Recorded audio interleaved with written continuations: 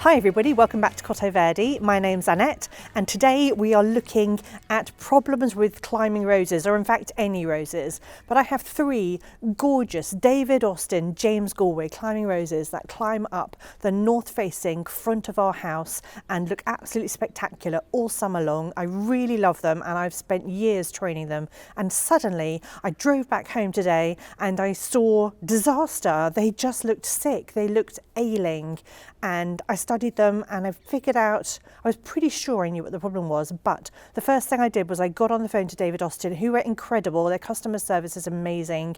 Immediately they knew what the problem was, which is what I thought it was, and it's really simple to fix, and it's something I should have done ages ago. So I'm going to show you the problem that I've got and how easy it is to fix it, and let's just get on with that. So from afar, the roses don't look too bad. They're filling out really nicely for the season. This is the first one, and I've got another one there and then one further down, and they really do look like they're growing beautifully. They're doing exactly what I wanted to do, and all my training is working wonders. But let me show you close up what the problem is. So if we get close up, we can see that this young growth here is looking like it's got something called closis, which is when the leaves turn yellow and the veining stays green.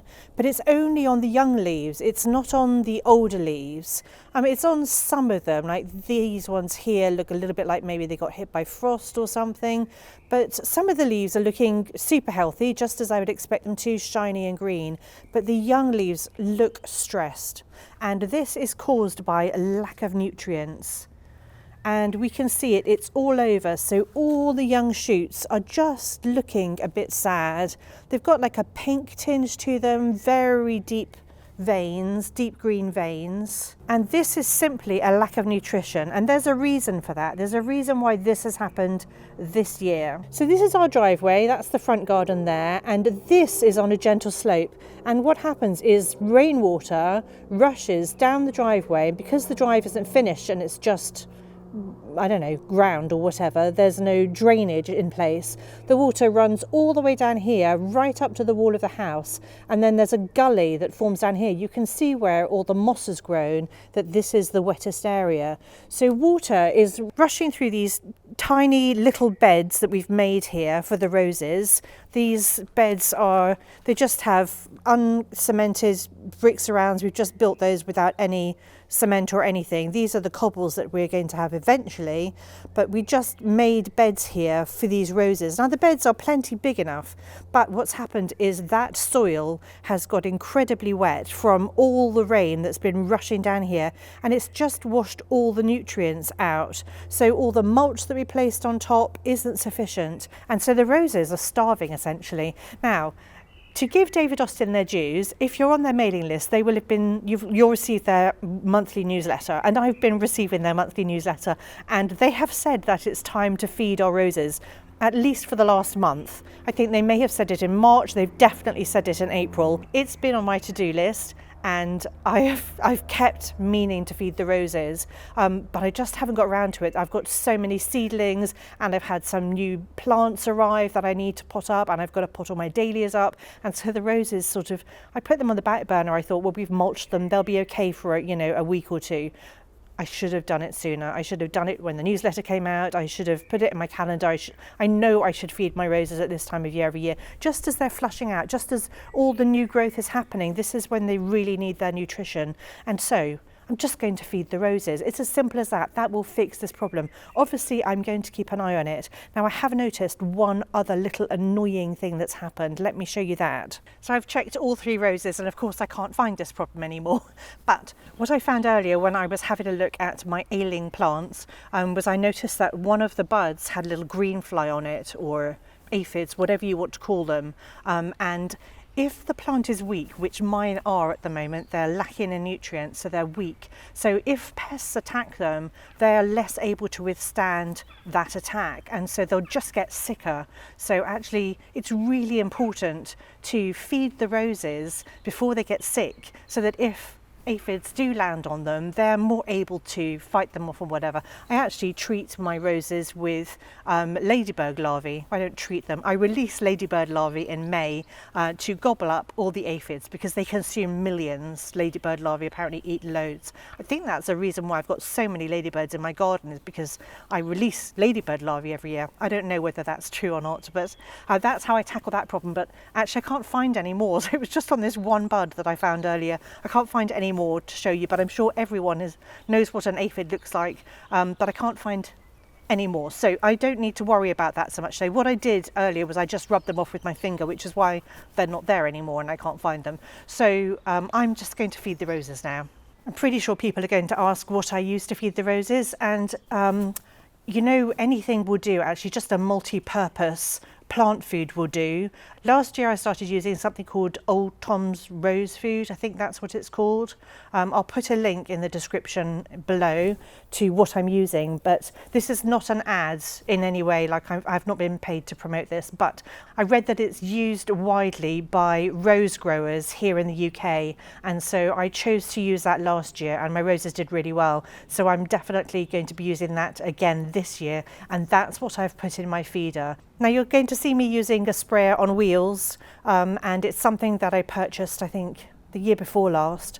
I don't recommend it. It wasn't particularly expensive. It's not, you know, very fancy or anything like that, but it's on wheels because I have a bad back and I have so many things to feed that I didn't want to carry watering cans everywhere. So I bought this thing, but actually I don't recommend it. It's really awkward to put along. It's incredibly heavy when it's full anyway, so you're better off with the watering can, in my opinion. And it just doesn't roll very well on an uneven surface or on grass. I just don't find it's particularly good. It twists, the handle twists. It's a bit like a really annoying carry-on suitcase. So if you're considering buying something like this, then do your research. I don't recommend it, but it does spray really well and it's going to do a great job for spraying my roses. I just think it's awkward, and so I don't want anyone to rush out and buy one thinking it's a brilliant idea. My one in particular, not good. Anyway, let's feed the roses.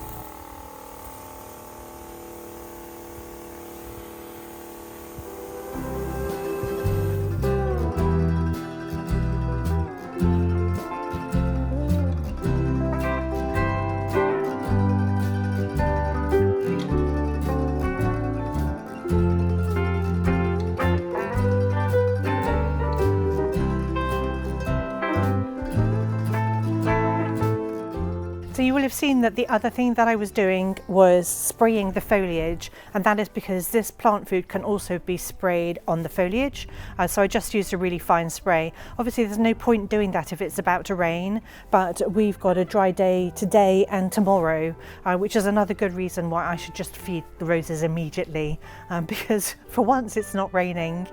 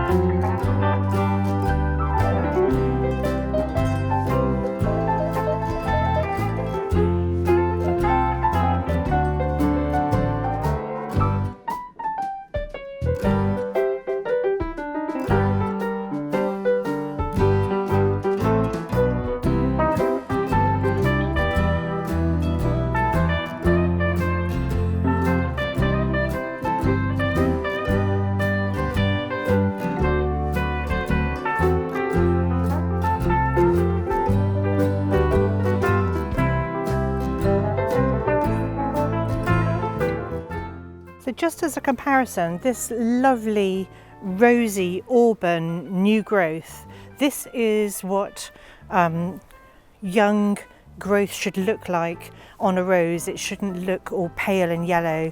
This is super healthy. This is Princess Alexandra of Kent, and this rose just flowers and flowers and flowers. There are already buds over there, a really fat bud just there.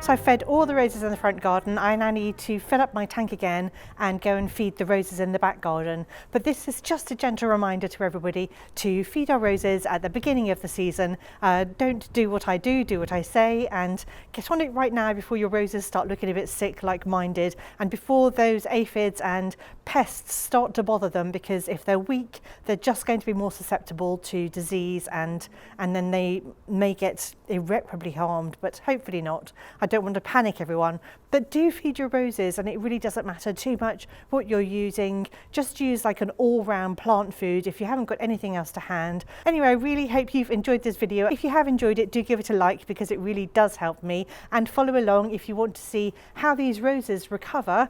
Do subscribe to my channel, because I'll be showing you what these roses look like in a few weeks' time. Anyway, thank you so much for watching, and I'll see you all next time.